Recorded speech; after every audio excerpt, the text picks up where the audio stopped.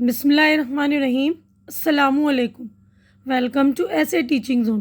آج کی ہماری ویڈیو 10ویں کلاس کی کتاب نوائے اردو کا کر رہے ہیں ہم آج لیسن نمبر 7 عورتوں کے حقوق۔ تو اس کے لکھنے والے جو مصنف ہیں سر سید احمد خان، تو ان کے بارے میں تھوڑا سا ہم تعارف جان لیتے ہیں کہ وہ پیدا ہوئے 1817 میں اور ان کا انتقال ہوا 1898 میں، 1898 میں۔ سید احمد خان دہلی کے ایک معزز گھرانے میں پیدا ہوئے۔ سید احمد نے اپنے زمانے کے اہل کمال سے فیض حاصل کیا۔ 1839 میں انہوں نے انگریزی سرکار کی ملازمت اختیار کی اور اس سلسلے میں مختلف شہروں میں ان کی تقرری ہوئی۔ 1862 میں جب وہ غازی پور میں تھے، انہوں نے سائنٹیفک سوسائٹی کے نام سے ایک انجمن بنائی۔ اس انجمن کا مقصد ہندوستانیوں میں مختلف علوم، خاص کر سائنسی علوم کے مطالعے کو فروغ دینا تھا، یعنی بڑھانا تھا۔ 1869 میں سید احمد خان 1 سال کے لیے انگلستان گئے۔ واپس آ کر انہوں نے انگریزی کے علمی اور سماجی رسالوں کی طرز پر اپنا ایک رسالہ تہذیب الاخلاق جاری کیا۔ اس سے اردو میں مضمون نگاری کو بہت ترقی ملی۔ سر سید احمد خان نے علی گڑھ میں 1857 میں ایک اسکول قائم کیا۔ یہ اسکول 1878 میں محمڈن اینگلو اورینٹل کالج اور پھر 1920 میں علی گڑھ مسلم یونیورسٹی کی شکل میں ہندوستان کی ایک نمایاں تعلیمی ادارہ بن گیا۔ تو یہ ان کا جو ہے تھوڑا سا تعارف ہے۔ 1878 میں سر سید احمد خان کو سر کا خطاب ملا۔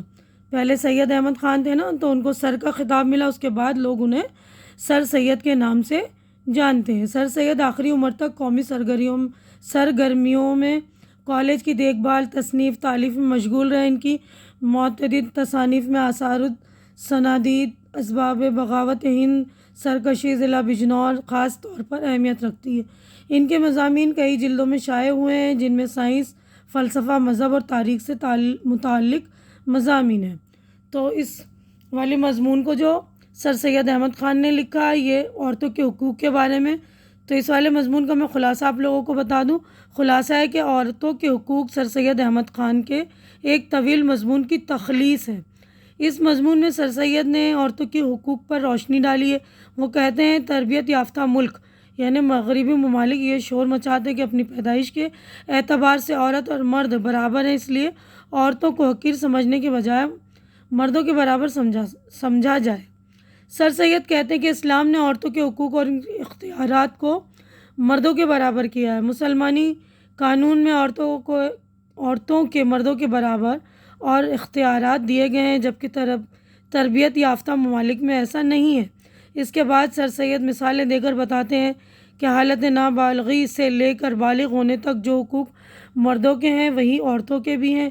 بالغ ہونے کے بعد ایک عورت اپنی شادی کرنے کی مختار ہے۔ جو جائیداد اس کی ملکیت ہے وہ اسے فروخت کر سکتی ہے، جائیداد خرید سکتی ہے اور وراثت کی ترتیب کے اعتبار سے رشتہ داروں اور شوہروں کی جائیداد میں حصہ پا سکتی ہے۔ وہ تمام اچھے اور برے کاموں میں مرد کے برابری سزا اور جزا پا سکتی ہے۔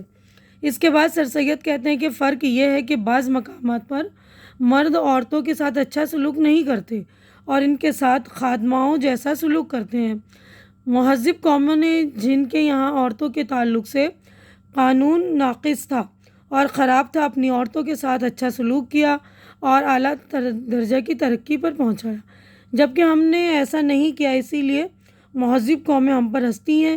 ہمیں چاہیے کہ عورتوں کے ساتھ اچھا سلوک کریں اور اسلام نے عورتوں کو جو حقوق دیے ہیں اس کا خیال رکھیں، اپنے ذاتی چال چلن سے اسلام کو رسوا نہ کریں۔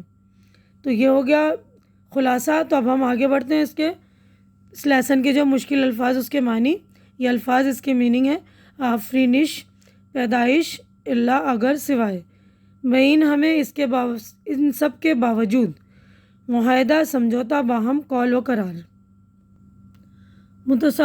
تصور کیا گیا، سوچا ہوا، تصرف، خرچ، استعمال، بیع، فروخت، بیچنا، نعوذ باللہ منہا، ہم اس سے خدا کی پناہ مانگتے ہیں، جلیس، ساتھ بیٹھنے والا، دوست، تقویت، طاقت، قوت، مہذب، تہذیب یافتہ، جواب دہ، ذمہ دار، باز پرس کے قابل، محاصل، لگان، مالگزاری، نفع، ہبہ کرنا، عطا کرنا، وقف کرنا، انیس، انس رکھنے والا، محبت کرنے والا، دوست، بعوض بدلے میں جواب میں قوانین قاعدہ دستور ضابطہ۔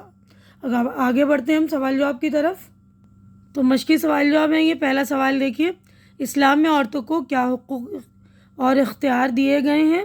اسلام نے مردوں کے برابر حقوق اور اختیارات دیے ہیں۔ حالات نابالغی سے لے کر بالغ ہونے تک جو اختیارات مردوں کے ہیں وہی عورتوں کے بھی ہیں۔ کوئی مرد کسی عورت سے زبردستی شادی نہیں کر سکتا۔ عورت اپنی شادی خود کرنے کی مختار ہے۔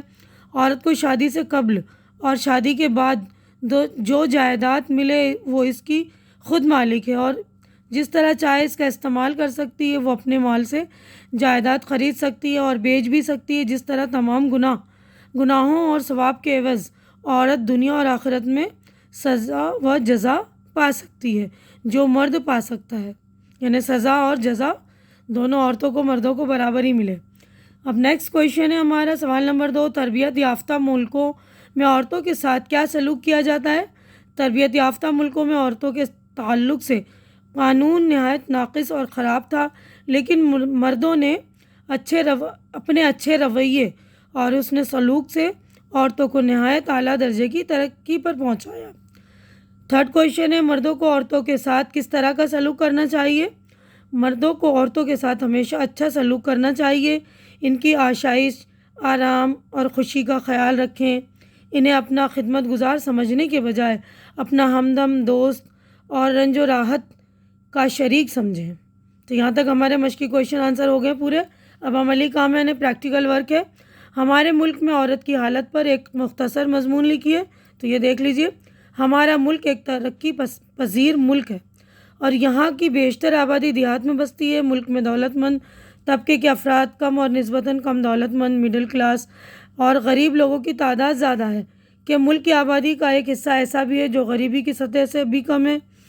ظاہر بے روزگاری اور مفلسی کے باعث ملک کے ایسے پسماندہ طبقے کے لوگوں کی ترجیح روٹی، کپڑا اور مکان ہے، یعنی جو ان کی مین ضرورت ہوتی ہے روٹی، کپڑا اور مکان ہوتی ہے نا۔ ہمارے ملک میں مرد ہی نہیں عورتیں بھی محنت کرتی ہیں۔ تو اس سے پہلے میں آگے بڑھوں، آپ لوگ جو لوگ میرے چینل پہ نئے ہیں یا بالکل نئے جڑ رہے ہیں، پلیز وہ لوگ میرے چینل کو سبسکرائب کر لیجئے، کیونکہ سبسکرائب کرنا بالکل فری۔ آپ لوگ سبسکرائب کرتے ہیں تو ہماری حوصلہ افزائی ہو جاتی ہے، ہمت بڑھ جاتی ہے، تو پلیز ہماری ہمت بڑھا دیا کریے۔ تو اب آگے بڑھتے ہیں ہم۔ دیکھیے، وہ مردوں کے ساتھ مل کر کھیتوں میں کام کرتی ہیں، شہروں میں آ کر اینٹیں دھوتی ہیں، چلچلاتی دھوپ میں سڑکوں کی مرمت اور تعمیر کے کام میں صبح سے شام تک وقت گزارتی ہیں، مختلف ملوں اور فیکٹریوں میں کام کرتی ہیں، اس لیے ان کا معیار زندگی کچھ بھی نہیں۔ 2 وقت کی روٹی ان کا پہلا مسئلہ ہے۔ پسماندہ طبقے کے لوگ تو پیٹ بھر کر کھا بھی نہیں سکتے۔ مرد اور عورتیں الگ الگ کام کر کے اتنا بھی نہیں کما پاتے کہ وہ 2 وقت پیٹ بھر کھا سکیں۔ مڈل کلاس کی عورتیں بھی روزی روٹی کے لیے کام کرتی ہیں، ان میں بھی محنت کش طبقہ ہے، پھر بھی وہ کسی نہ کسی طرح اپنے بچوں کو پڑھاتی لکھاتی ہیں تاکہ یہ بچے پڑھ لکھ کر کوئی کام کر سکیں۔ درمیانی طبقے سے کچھ اوپر اور لوگ ہیں، ان کی عورتیں کم کام کرتی ہیں۔ دولت مند طبقے کی عورتیں عیش و عشرت کی زندگی دن گزارتی ہیں۔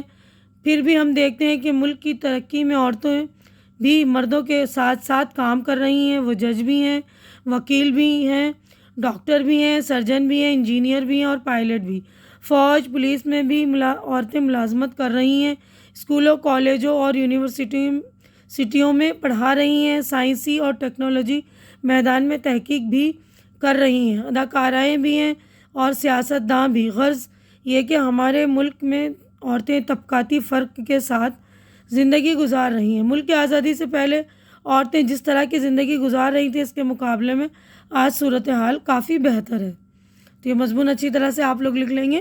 اب نیکسٹ کویشچن ہے، مختلف شعبوں میں شہرت حاصل کرنے والی 5 ہندوستانی عورتوں کے نام لکھیے جنہوں نے شہرت حاصل کی ہے۔ تو پہلا ہے جھانسی کی رانی لکشمی بائی، سروجنی نائیڈو، تیسرا ہے شریمتی اندرا گاندھی، چوتھا ہے قرۃ العین حیدر، پانچواں ہے کلپنا چاولہ۔ تو یہیں پر ہماری ویڈیو چیپٹر ہماری مکمل ہو گئی ہے۔ تو اپنی ویڈیو بھی میں کمپلیٹ کر رہی ہوں. امید کرتی ہوں کہ جو کچھ میں نے آپ لوگوں کو سمجھایا اچھی طرح سے سمجھ میں آ گیا ہوگا اور میری ویڈیو بھی آپ لوگوں کو اچھی لگ رہی ہوگی. اچھی لگ رہی ہے تو جو ضرورت مند دوست ہیں ان کے ساتھ شیئر کیجیے, کمنٹ کیجیے اور میرے چینل کو سبسکرائب کر کے آپ لوگ میری بھی حوصلہ افزائی کیجیے, ہماری ہمت بڑھائیے. ہماری اگلی ملاقات انشاءاللہ نیکسٹ چیپٹر میں ہوگی. تب تک کے لیے آپ لوگ اپنا خیال رکھیے, مجھے دعاؤں میں یاد رکھیے. اللہ حافظ.